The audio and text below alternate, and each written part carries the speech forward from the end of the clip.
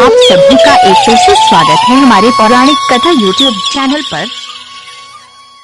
2 माह से आधा आधा पैदा हुआ था जरासंध। महर्षि वेदव्यास द्वारा रचित महाभारत ग्रंथ में अनेक महारथी व बलशाली राजाओं का वर्णन है। ऐसा ही एक महारथी राजा था जरासंध। उसके जन्म व मृत्यु की कथा भी बहुत ही रोचक है। जरासंध मगध वर्तमान बिहार का राजा था। वह अन्य राजाओं को हराकर अपने पहाड़ी किले में बंदी बना लेता था। जरासंध बहुत ही क्रूर था। वह बंदी राजाओं का वध कर चक्रवर्ती राजा बनना चाहता था।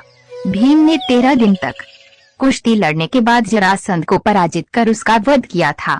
जरासंध मथुरा के राजा कंस का ससुर एवं परम मित्र था। उसकी दोनों पुत्रियों आसित व प्रापित का विवाह कंस से हुआ था।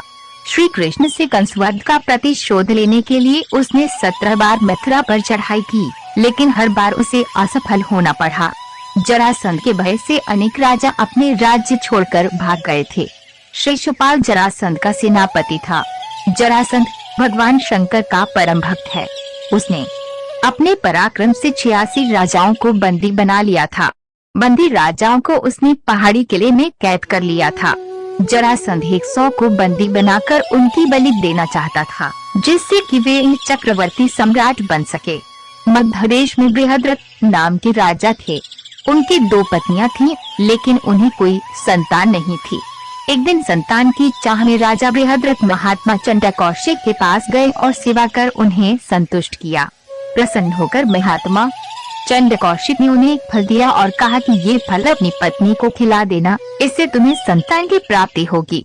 राजा बृहद्रथ की 2 पत्नियां थीं। राजा ने वह फल काट कर अपनी दोनों पत्नियों को खिला दिया। समय आने पर दोनों रानियों के गर्भ से शिशु के शरीर का एक टुकड़ा पैदा हुआ। रानियों ने घबराकर शिशु के दोनों जीवित टुकड़ों को बाहर फेंक दिया। उसी समय वहां से एक राक्षसी गुजरी। उसका नाम जरा था।